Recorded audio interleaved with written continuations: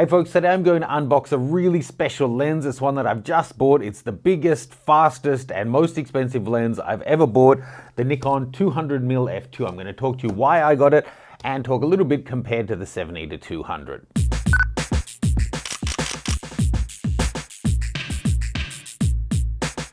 Hey folks, if you haven't already, please do check out my Kickstart Your Photography 6-month online learning system. It's got weekly video lessons where you go through and you actually do the lesson. It has course notes, assignments, and a quiz to follow up. And you get access to a really supportive community forum where people are sharing ideas and going through the assignments and sharing ideas with each other. Now, let's get into this lens. As I said, I'm so excited about this. I think a lot of people have their golden goose or whatever it is, the elusive thing that they've been chasing. For me, the 200 f2 is a lens of legend. Every time I've used it, I'm absolutely blown away. I love the results. I don't think I've ever seen one being used in the wild, so to speak. But for a long time, I couldn't justify it because I wasn't earning enough. I couldn't afford it, basically. And secondly, it didn't suit the work I was doing. But now you might have seen, as well as shooting my nudes in studio and indoors, I'm also doing nudes in public, my public bodies series. So out there, the 200 f2 is just great for melting away the backgrounds. I actually got this in and the 300 2.8 to do side-by-side comparison to work out which one would be best for me. Because on top of the nudes I do and general portraiture, I'm doing a lot more travel now as I run photography tours around the world, and I'll be starting doing safaris to Africa this year. So long lenses are going to be really, really great. Anyway, let's talk as I unpack it. Now, I got this out of the box just to have a look at it, have a look at the packaging, but I haven't actually opened it right up just yet. So first of all, we have a gigantic manual of 240 pages long. That's about 10 languages. So there are some technical things in this you'll want to know about that are different to other lenses. Then my Nikon Australia warranty and the warranty service card. I bought this in Australia retail. I want the warranty. It was unfortunate that it took ages to get here, so it actually arrived whilst I was overseas in Las Vegas, so that's why I'm just opening it now. First off, comes with a nice little Nikon strap. It's padded and you'll note it's extra wide. This is to go onto the lens itself, not onto your camera. Pop that over here. I've got the top-down camera as well. Let's grab this out. It is a fair beast. It's fairly heavy. A lot of you will be familiar with the 70-200 lenses. This guy is 8 inches long. It's a 70-200 constant f2.8. It weighs in at 1.53 kilograms, and in America it's about $2,100. So the 200 f2, if you aren't familiar with stops, f2 is 1 stop faster than f2.8. That means it allows in twice as much light. That means you can shoot at, say, 800 instead of 1600, and it gives you much more ability to blur out the backgrounds. If you haven't seen it, I actually did a comparison video on these with one I loaned from Nikon. And for me, this one blows away the 70-200 in every regard, other than price and, versatility. So let's have a look. It comes with this really nice carry case. It's quite hefty, but it's really, really strong. And this is just for the lens. It doesn't fit your camera or anything in there. So this lens weighs in at about 2.9 kilos, so more than the 70-200 and a D810 combined. Having a look, it's got several straps on here. You can unload the top. You can also undo the sides of this to get better access. You can see it's got a built-in collar in here as well that holds the lens nice and secure. And then it's got on the bottom here another strap that you can open up to get full access. See, it's all corrugated here, so it's got natural bend points, but this is really strong. It feels like it's got an almost hard core. It feels like it's really going to take a tumble. It could take a tumble, not that it will. Touch wood, touch wood. So, FYI, this is the Nikon CL L1 bag, which I think is the same bag as the 300 f2.8 came with as well. Lots of plastic. Let's open it up. You'll note it's got this kind of big sock.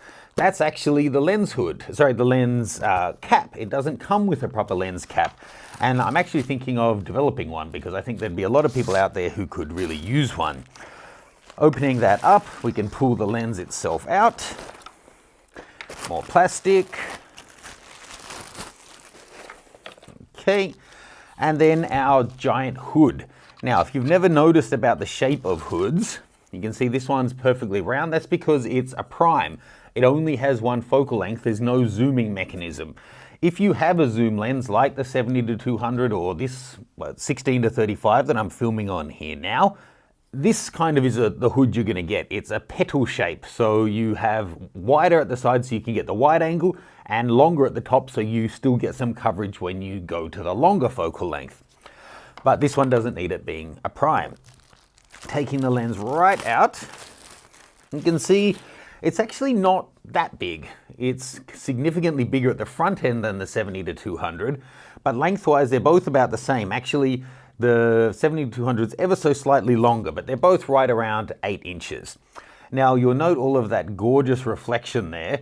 That may be great for a product video, but that's actually not great for your lens. Reflections are light that isn't getting back to the sensor. So that's where we go from having, say, an f-stop of f2 to maybe only a t-stop of, like, I don't know what it's going to be, 2.3, 2.4 maybe. I'll link on screen to where you can check my video on f-stops versus t-stops. So let's talk about this one a bit more. You can see it's got the mounts here where you can put the strap through to actually carry this guy. Nice and secure strap that then you can tie down with the little metal tab there. So you can sling this over your shoulder when you're using a different lens, or you can indeed put the whole lens and body combo together on you. It's got the little tripod collar. I will most likely keep a tripod foot on there, so when I want to put it on, this is the kind of lens, even though it's only, 3 kilos, after a long day of shooting, it's going to get tiring. So I probably will use a monopod with this if I'm at an all-day event like a sporting match. Something that differentiates this kind of lens is it's got the focus memory buttons on it, so you can, hit that and it will go back to a pre-saved spot. Really handy for sports. The tripod collar obviously rotates. That's the first time that's turned. Lucky it wasn't stuck up. That would have been a bit of a pain. The vibration reduction, actually, to activate it, is a dial that you switch around the barrel of the lens there. It's not actually one of these ones. Then you've got your VR modes, your full or partial autofocus range.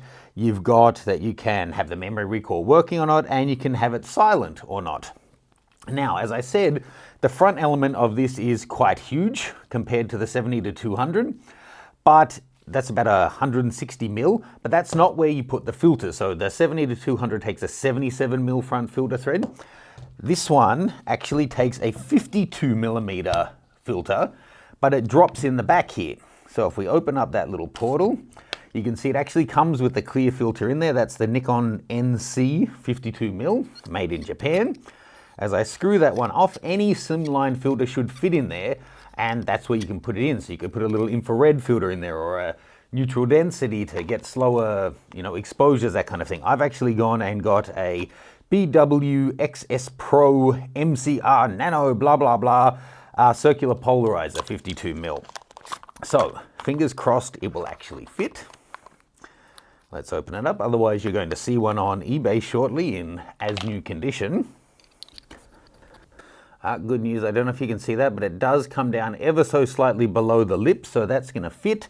That said, I'll still do it nice and carefully just in case. Like a glove. Thank you for the phrase, Jim Carrey.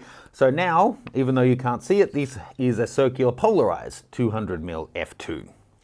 Okay, just quickly in terms of specs, again, I've done the comparison video, so I'll link that one on screen and in the caption.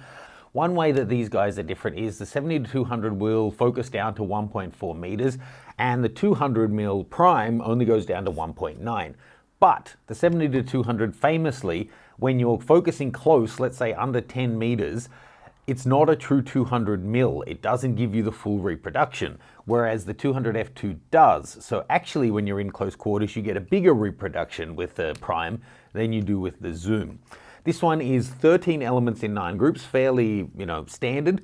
The focus on it is magic. It's faster than anything I've ever tested, and the VR is as good as anything I've tested. Still, why did I get this over the 300-2.8 or the 400 or the 200-400 zoom?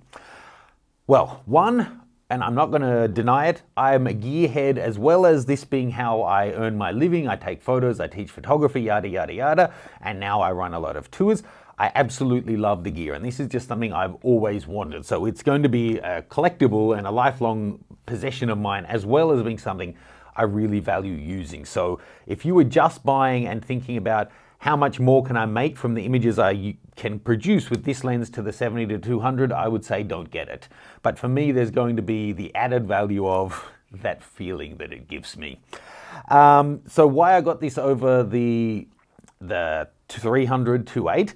Well, I can put a 1.4 teleconverter onto this guy, then it becomes a 280 f2.8, or I can put a 1.7 teleconverter and make it a 340 f3.3. Or I can pop this other one, which is my new Christmas present to myself along with the lens, the 2-time teleconverter on there, and then it becomes a 400mm f4. I'll be doing some comparison of that to the 1.7 soon. So you have that flexibility. 200 f2, 400 f4, and some steps in between. As well as, so for travel, that's fantastic. When I'm doing longer stuff, I'll pop this on, 400 f4, beautiful, lots of reach. When I want to do portraits in closer quarters and just disappear the background, 200 f2, I've got it there as well.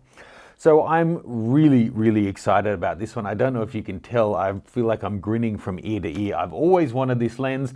I've talked about, business and that kind of thing in the past. I worked really hard. This wasn't just an indulgence. This is something I've been wanting for ages. I'd been, saving for it as my business was shifting into a direction where I can really make use of it. And then I got lucky that there was a retail store in Sydney who had them at a good price, who then had a one-day sale. And it happened to be right around the time that I was doing the comparison of the 200 to 300, totally by chance. So really glad to add this one to the kit. If you have any questions or comments, please let me know. And most importantly, I now need a name for this monster. I haven't worked out yet if it's a guy or a girl, but I would love to hear your suggestions on it. And I should actually just check to make sure the serial number. I'm not superstitious, I don't really believe in it, but I always like to know. Good. It's got an 8 and no 4s in it. Chinese will say that's a good lucky number there. So hurrah, no 4s and no 7s. Let me know what you think in terms of name, and we will see you soon with videos, tutorials, reviews, that kind of thing, using this guy. It's one of Nikon's best performing optically lenses, as well as being just beautiful bokeh, so it's likely to be thrown into tests as a point of reference for lenses in the future. Thanks, I'll see you soon.